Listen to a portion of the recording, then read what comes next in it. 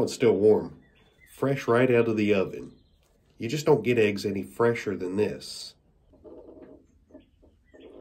So in our last video, we talked about recognizing how you have a broody hen, and we talked about the importance of marking your eggs and just different behavioral changes you'll notice in your hen. So I'm not going to cover that stuff again, but you can go back and watch my last video if you have any questions on that stuff. Today I just wanted to kind of highlight where she's at here a week later and talk about care. A lot of people's asked me, is there anything special we need to do for our hen once we realize that she is incubating eggs, that she's going broody? That's a good question. We're going to address that today. Let's get into it. So there she is in all her glory. You can see how she's got her feathers all puffed out to cover those eggs. And like I said, she's sitting on about 9 eggs.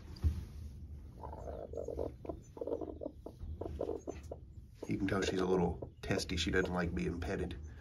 But I want you to look at all these feathers. You're probably going to see a lot of feathers in the nest box that your chicken is sitting on when she goes broody. And the reason for that is your hen will actually pluck feathers out of her chest and help pack around her, just like you see here, just to kind of help insulate the nest. You might see excess feathers in the box, and then you'll notice your chicken has a big bald spot on her chest.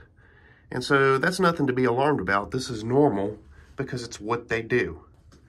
She's not broody. She just happens to be in here laying an egg. All the rest of the chickens are kind of avoiding this box now because I think she's pretty much told them off enough that they get it now. Snowdrop here got powdered with diatomaceous earth this morning, so she's looking a little ghostly, but that's okay. She needs that kind of special care every now and then.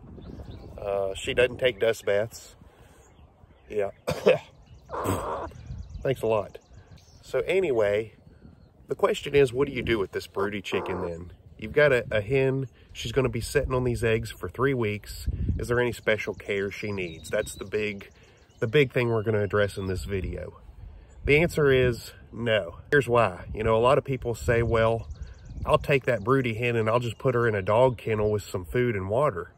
And that way she never has to leave the nest and she'll have everything she needs and she can focus 100% on incubating those eggs. That is the worst thing you can do for a broody hen, and it's just a terrible thing to do. Reason why is because that hen doesn't have to sit on those eggs all day long. She can be off of them for about an hour a day. So what you'll notice if you just leave her in the nest is she's going to get out for about 45 minutes to an hour each day. She's going to eat, drink, poop, and take a quick dust bath, and then go back up to her nest. And this is healthy. This is the way that the process is supposed to work. You know, if you put her in a position where you've got food and water and she doesn't have to leave the nest, then that's bad for her health because she needs to be able to leave that nest and stretch her legs, go take a dust bath, just kind of get a little break.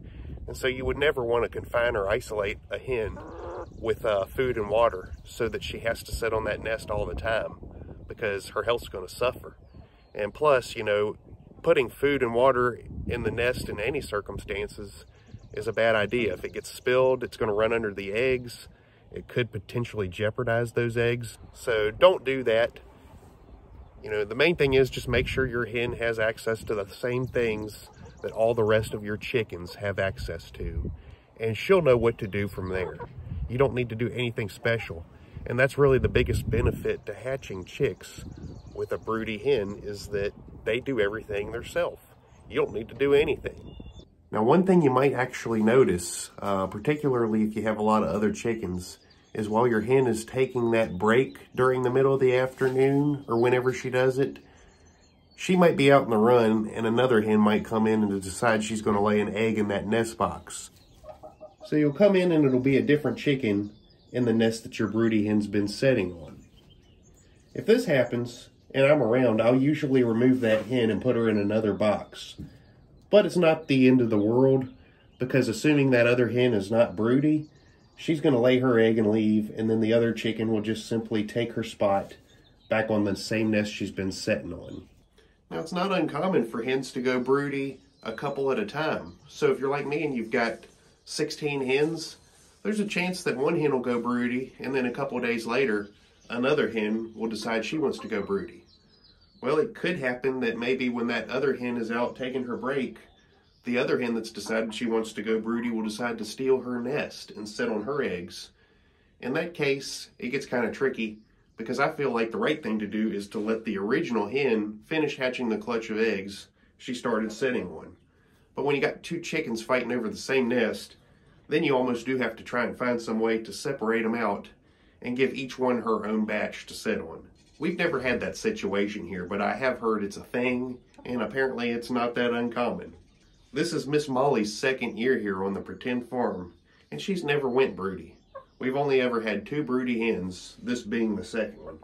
So it's kind of a special thing. We thank you for joining our journey with us here on this process.